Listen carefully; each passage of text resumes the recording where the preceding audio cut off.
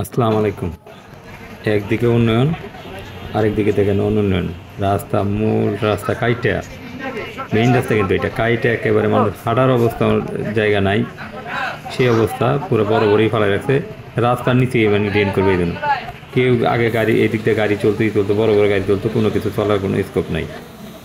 এবং কি বড় ইয়া দেখেন, ওই যে ঈদে কাজ করতেছে বেগো দিয়া, প্লাস এই মাটি বলে পুরা রাস্তা, মেইন রাস্তা ফুললি মেইন রাস্তায় যে উত্তরখান দক্ষিণখান এই এলাকা দিয়ে কাইটা অবস্থা টাইট বানাই দিচ্ছে।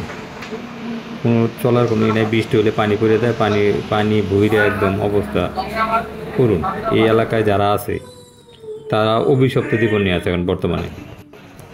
অভিশপ্ত জীবন বলতে অভিশপ্ত জীবনই, একদম ফুললি অভিশপ্ত জীবন। কারণ হলো চিন্তা করে দেখেন যে মেইন রাস্তা যদি এরকম কাটা থাকে, মেইন রাস্তা কাটা থাকলে অন্য রাস্তার কী অবস্থা হয়েছে, অন্য দিক দিয়ে চলা যায় না। আর রাস্তায় এমনি পানি জমে থাকতে এই এলাকার উন্নয়নের কোনো ছোঁয়াই নেই, অথচ এটা কিন্তু সিটি কর্পোরেশনের ভিতরে, একদম সিটি কর্পোরেশনের ভিতরে। এবং 4 নম্বর সেক্টরের পাশাপাশি দক্ষিণখানের এই রাস্তা, ওই দিক দিয়ে উত্তরখানের রাস্তা, সব দিক দিয়ে কাইটে পুরা, মানে এলাকার সমস্ত রাস্তা কাইটে একদমই বানাই দিচ্ছে, কোনো কিছুই চলতে পারে না। মোটর সাইকেল চলে তাও অন্য দিক দিয়ে, অন্য ঘুরে ঘুরে প্যাচপুচ দিয়ে চলে, কিন্তু মেইন রাস্তাতে কোনো কিছু চলার কোনো স্কোপ নাই এখন।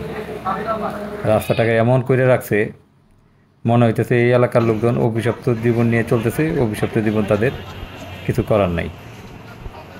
মানে মূল ইয়ে থেকে আপনারা দেখতেই পারতেছেন যে কতটুকু অভিশপ্ত জীবন নিয়ে সবাই বসবাস করতেছে। এটা যদি মেইন জায়গা থেকে আপনারা দেখাইতে পারতাম, আর রাতের বেলা করছি, দিনের বেলা যদি করতাম, তাহলে বুঝতে পারতেন যে উত্তরখান দক্ষিণখান এলাকার কী অবস্থা।